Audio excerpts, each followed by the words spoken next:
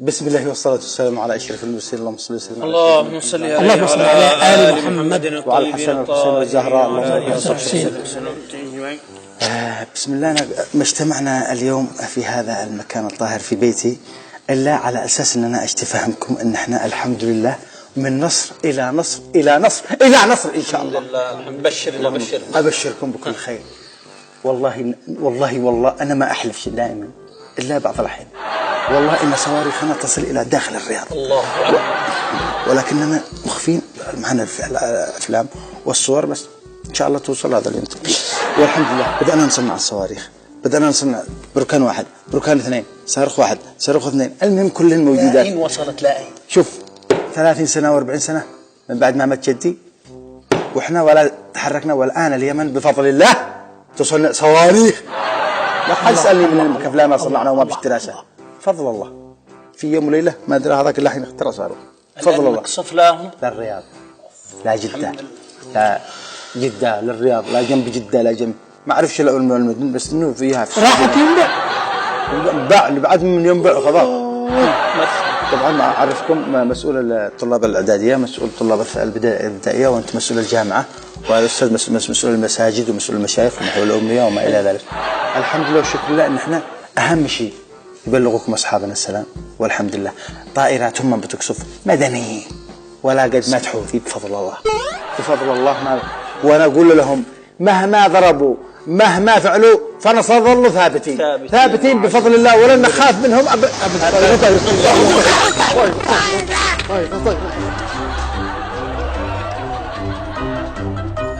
أهلا وسهلا، أهلا وسهلا، أهلا وسهلا، حياكم الله. الحمد لله السلامة. الحمد لله السلامة. الحمد لله سلامة. الحمد لله. اللهم لك الحمد لك الشكر. والمعذرة منكم. غربوا ها؟ عندي غربوا. بس يعني هو الواحد يخاف يعني على نفسه. نسيت البخاخ. الحمد لله شكر الله. بعد أنت بخاخ. الحمد لله. الحمد لله. كانت قريب. افتجعنا شوية. والمؤمن تجي له يقول لك يكون المؤمن جبان، قال نعم. فهي من هذا الحاجة من صفات المؤمن الجبن. بس مهما كان أيه الثبات. نسمع نسمع مقطع يعني اسمه خاطر. بسم الله الرحمن الرحيم وعلى أهل البيت. الله صلى الله عليه وسلم. الثبات كلامه كبير. الثبات ضروري يثبت. ما بنوضح يا أستاذ علي. لا نخاف من الطائرات لأنها مخلوقات الله فعلا. احنا أصحاب مبدأ، احنا أصحاب حق.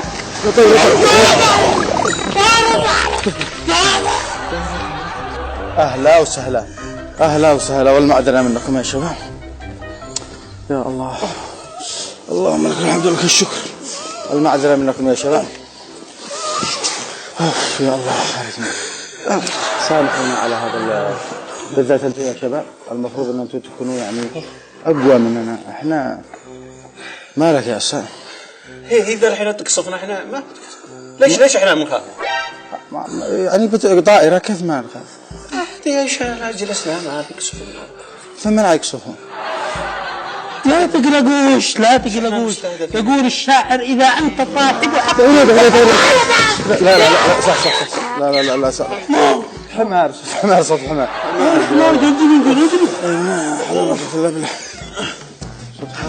ما نجتمعش معك كذا. لا بس خوف شوية بعد الحين. ايش خاف؟ ما فيش خوف.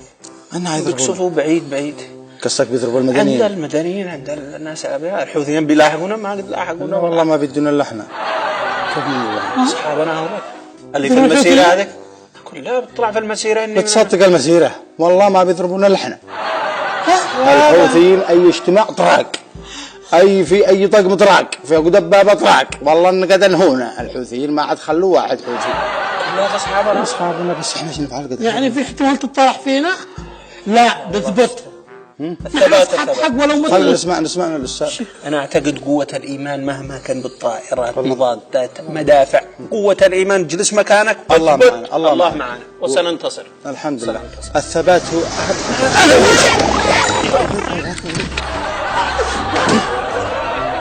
أهلا وسهلا، والمعذرة منكم. الله أهلا وسهلا، أهلا وسهلا. يا الله خارجنا احنا يا جماعة الخير والله إنه غلط إن إحنا نكون نستجيب. والله الاجتماع كان والله إنه إحنا غلط قسما بالله. اللهم لك الحمد لك الشكر.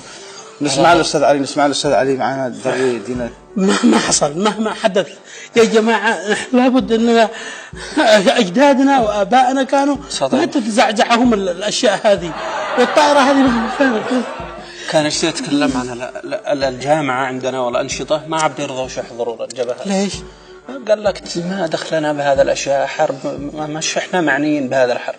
ما ندري مش معنى من بيحاربوا كل الطلاب ولا أحد من دعيلة التسجيل للجبهات للجهاد للوطن ولا أحد. بالصميل دخلهم بالصميل في الغصب. أيضا المسؤول حق الابتدائية لازم يدخلوا، وأنتم قال المفروض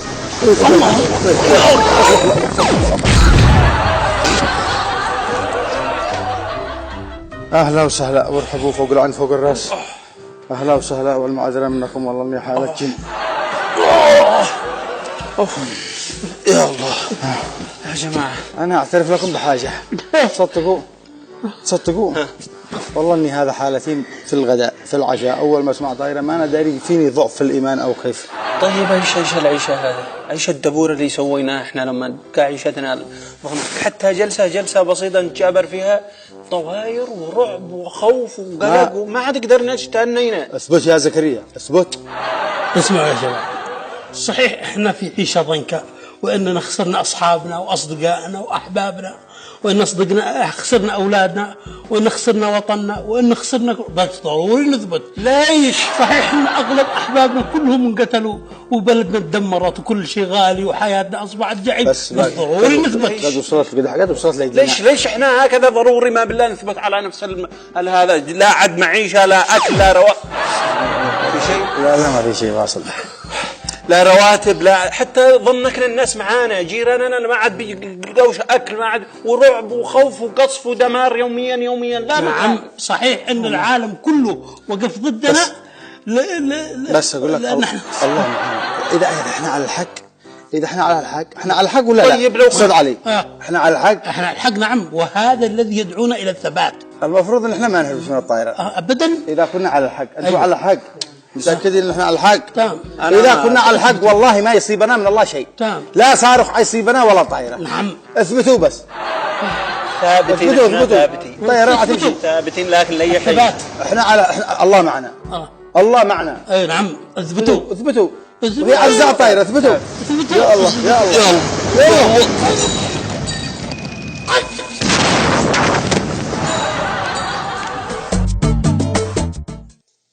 سنتكلم اليوم عن بعض القصص المؤلمة التي يعاملون بها النواصب السنة. من هذه القصص أنها كانت هناك 3 نساء، يهودية ونصرانية مسيحية وشيعية. الشيعية هذه كانت متزوجة بناصبي سني. فهذه ال3 النساء قررنا أن يطلبن من أزواجهن أن يساعدوهن في عمل البيت. فعندما تم الاتفاق تفرقنا هذه ال3 النساء واجتمعنا بعد شهر.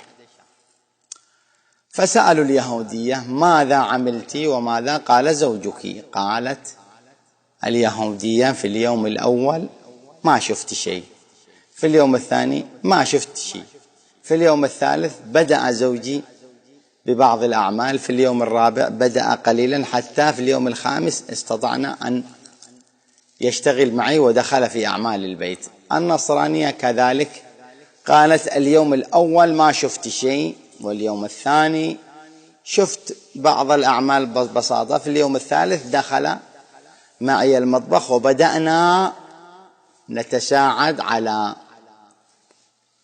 أعمال البيت.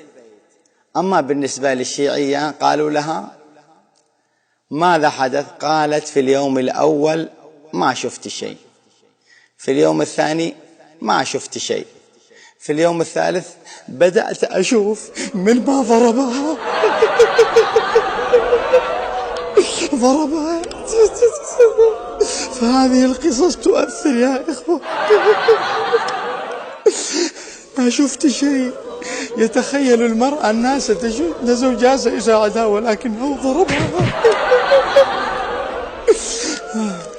ومن القصص أيضا أنه كان هناك 3 سنة كانوا قرروا أن يأكلوا لحم البشر، فوجدوا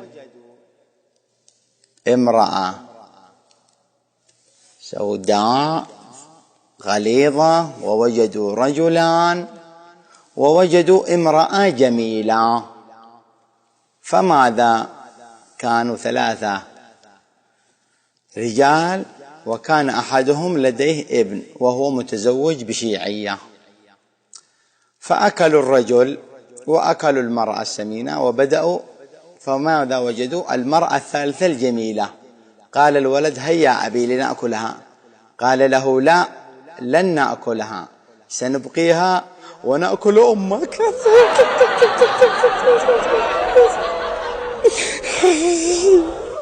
هذه القصص التي تؤلمنا.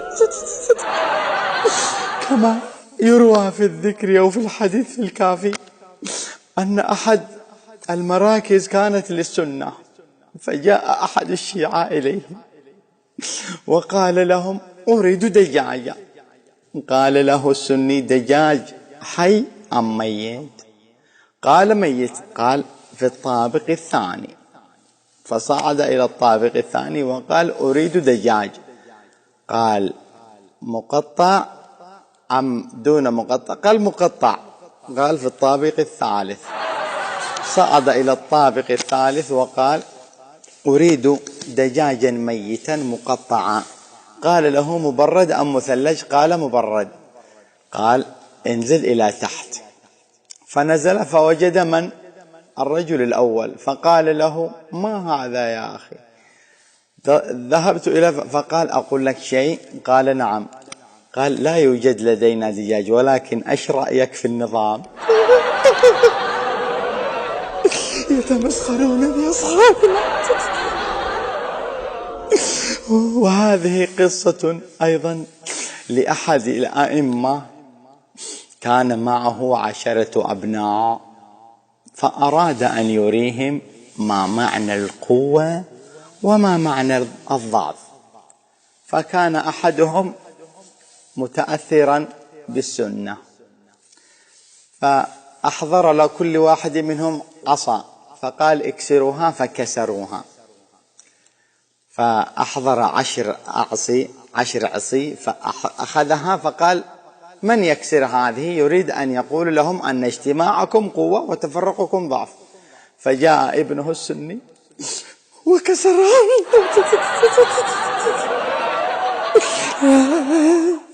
فقالوا له: ماذا تريد منا يا أبي؟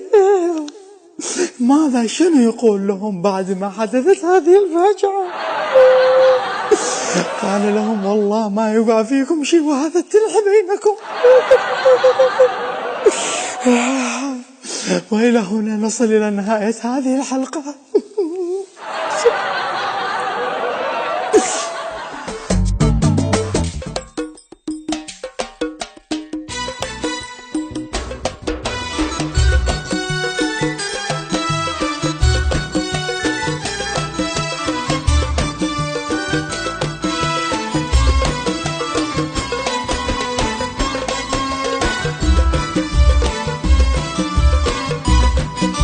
ابن اليمن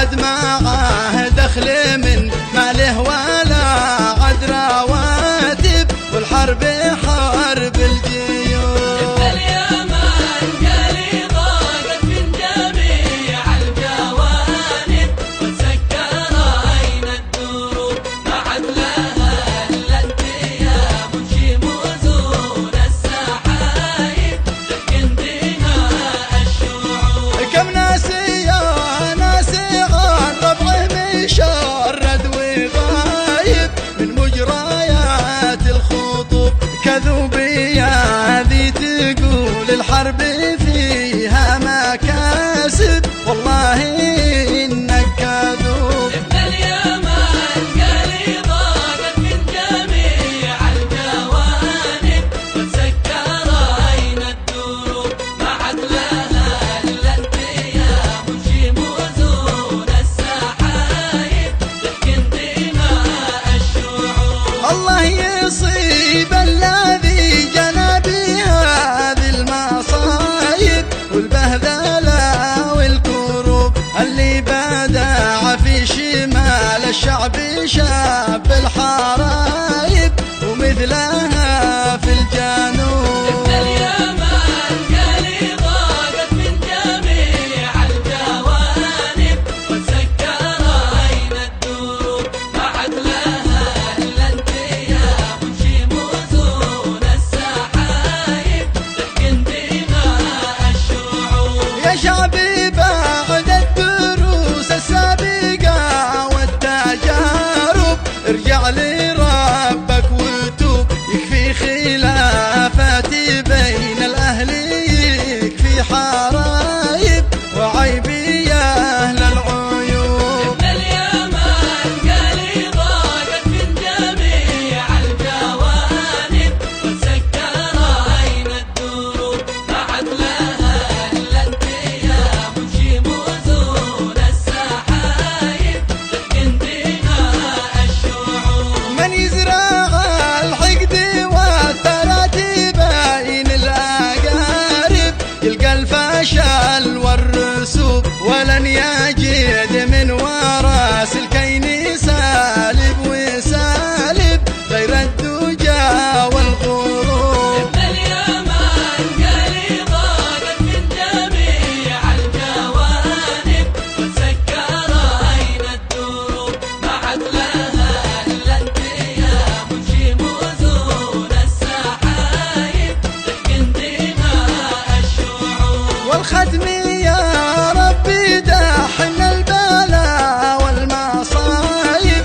واحقن دماء الشعوب، وازكى صلاتي على المختار سيد الحبايب، ذكره يزيل الكروب. ابن اليمن قالي ضاقت من جميع الجوانب، وتسكر عين الدروب ما عاد لها الا انتياب شموزون السحايب تحكي دماء الشعوب.